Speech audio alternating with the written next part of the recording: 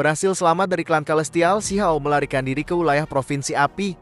Si Hao bisa melarikan diri berkat simbol penghancur dunia yang diberikan Ye Qingxian.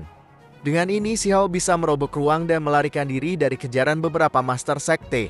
Setelah berhasil selamat, Si Hao berjanji akan datang kembali dan memberikan balasan yang lebih menyakitkan, entah itu untuk klan Celestial, klan Kaisar, ataupun Istana Abadi. Melanjutkan perjalanannya, Si Hao bertemu dengan sebuah kavaleri lapis baja. Ada 2 kavaleri lapis baja yang terlibat peperangan. Mereka seperti bandit, tapi kekuatan 2 kelompok ini di atas rata-rata. Beberapa dari mereka ada di tingkat api surgawi dan bahkan dewa sejati. Dari yang Si Hao dengar, 2 kelompok ini memperebutkan api kekacauan yang disebut dalam legenda. Api kekacauan ini gunanya untuk membersihkan tubuh. Api kekacauan sangat berguna untuk seseorang yang ingin naik ke ranah api surgawi. Kegunaan api kekacauan sama seperti pil Divine Flame, namun efeknya jauh lebih kuat lagi. Ini adalah api yang hanya ada di dalam legenda. Pernah ada yang mendapatkannya, tapi ketika ia mencoba membersihkan diri, orang itu malah terbakar oleh api kekacauan. Jadi sampai saat ini belum pernah ada yang berhasil menaklukkannya. Si Hao mendapatkan kesempatan untuk menanyakan beberapa pertanyaan kepada bandit yang terluka dan memperoleh beberapa informasi. Provinsi yang Si Hao injak saat ini disebut Provinsi Api. Provinsi ini bersebelahan dengan Provinsi Dewi dan Provinsi Kun. Setelah mendapat informasi terkait, Si Hao menuju ke arah timur. Saat berjalan, Si Hao bertemu dengan orang-orang dari ras Black Falcon. Orang ini ingin menangkap dan menjadikan Si Hao budak. Sayangnya mereka salah memilih lawan.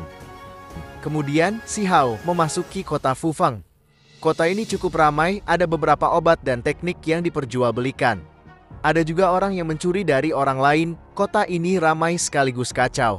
Kemudian ada seorang laki-laki paruh baya yang menawari Si Hao obat spiritual. Ini adalah obat yang terbilang langka. Si Hao menyadari kalau orang-orang di kota Fufeng ini tidak bisa dipercaya, jadi sebelum membeli, Si Hao menggunakan pupil gandanya untuk meneliti.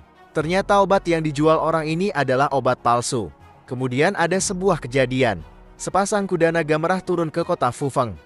Kuda ini adalah tunggangan Akademi Tebing Surgawi. 2 murid Akademi Tebing Surgawi ada di atas kuda naga ini. Mereka adalah seorang laki-laki dan perempuan. Kedua murid Tebing Surgawi ini adalah jenius surgawi, tapi yang paling menarik perhatian Si Hao adalah seseorang yang menyambut 2 murid ini. Orang itu tidak lain adalah istrinya sendiri, tubuh kedua peri Yue Chan. Tubuh kedua peri Yue Chan tentunya melakukan penyamaran, tapi Si Hao masih dapat mengenalinya dengan pupil ganda. Tubuh kedua peri Yue Chan menyambut 2 murid tebing surgawi, yang laki-laki bernama Mu Xiao dan yang perempuan bernama Zhu Xiaodi. Adapun tubuh kedua peri Yue Chan, ia memakai nama samaran, yaitu Qingyi. Qingyi atau tubuh kedua peri Yue Chan saat ini adalah murid Akademi Dewi, satu akademi dengan Feng Wu. Karena Qingyi menikah dengan Si Hao dan dianggap seorang pemberontak, ia tidak mungkin kembali ke sekte Mending Surga. Qingyi dan 2 murid Akademi Tebing Surgawi lalu pergi ke sebuah manor. Orang-orang menebak apa yang dibicarakan ketiga orang ini, itu pasti tentang api langit merah besar. Api langit merah besar adalah salah satu api yang bisa membersihkan tubuh dan menstabilkan fondasi.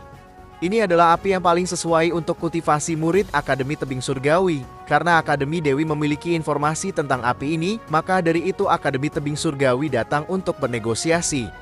Dikatakan Akademi Dewi meminta emas abadi 7 warna sebagai pertukaran. Emas abadi 7 warna adalah bahan langka untuk membuat artefak surgawi. Bahan ini akan sepadan sebagai pertukaran. Setelah negosiasi rupanya itu tidak terlalu lancar, Akademi Dewi hanya memberikan sedikit informasi tentang api langit merah besar, sedangkan Akademi Tebing Surgawi hanya memberikan sedikit potongan biji. Kesepakatan mereka hanya sebatas itu dan kemudian Akademi Dewi mengumumkan pencarian. Mereka mengatakan jika ada yang menemukan keberadaan emas abadi 7 warna dan memberitahukannya ke Akademi Dewi, mereka akan diberikan hadiah. Hadiah itu adalah berendam di kolam teratai surgawi. Si Hao sangat tertarik dengan kolam teratai ini. Jika Si Hao bisa berendam di sini, ia juga bisa sekaligus menyempurnakan buah bodi. Buah bodi sangat tirani, buah ini tidak bisa dikonsumsi dengan sembarangan. Harus ada kekuatan lain yang dapat menetralisir efek tiraninya tanpa mengurangi khasiatnya. Nah, kolam teratai inilah yang paling sesuai. Si Hao kemudian melakukan perjalanan lagi, ia memasuki lembah. Ini adalah informasi yang Si Hao dapat dari bandit. Menurut bandit tersebut, api kekacauan ada di lembah ini. Si Hao turun ke bawah dan melihat reruntuhan. Si Hao makin penasaran dan mencari tahu lebih dalam lagi. Ada sebuah istana bawah tanah dan di tengah-tengah istana terdapat platform dao yang menjulang tinggi.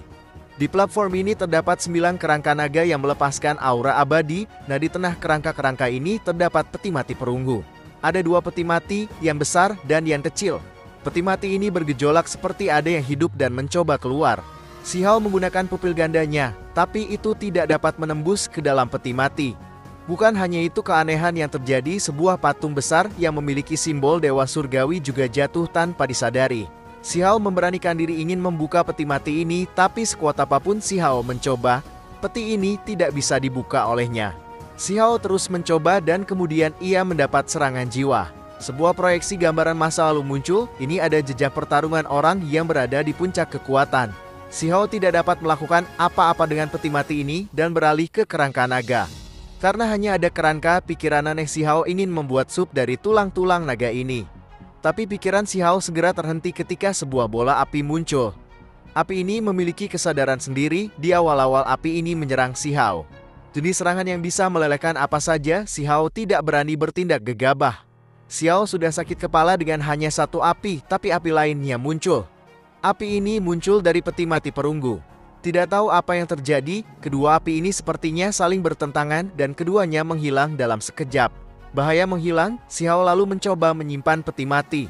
Karena ia tidak bisa mendapatkannya, si Hao ingin menyimpannya untuk nanti, tapi masalahnya, tidak ada harta penyimpanan yang bisa menanggung peti mati ini. Tidak putus asa, si Hao mencari cara lain. Ia menyusuri istana bawah tanah. Si Hao lalu menemukan kotak perunggu, tapi itu juga sudah berkarat, namun barang di dalam kotak perunggu ini masih awet. Ada sebuah batu hitam yang sangat berat, simbol pelindungan dan simbol penghancur dunia. Hanya barang-barang ini yang si Hao dapat setelah menyusuri istana bawah tanah, dan setelah itu si Hao kembali ke sisi peti mati.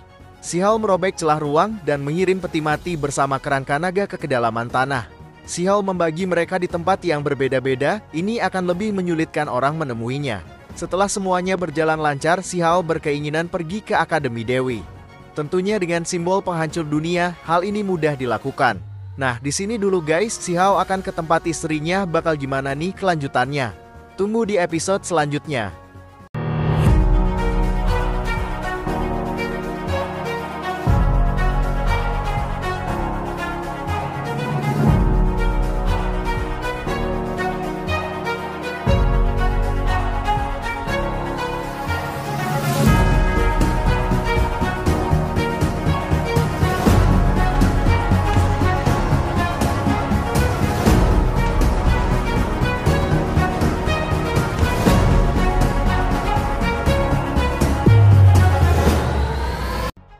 Terima kasih sudah menonton dan sampai jumpa.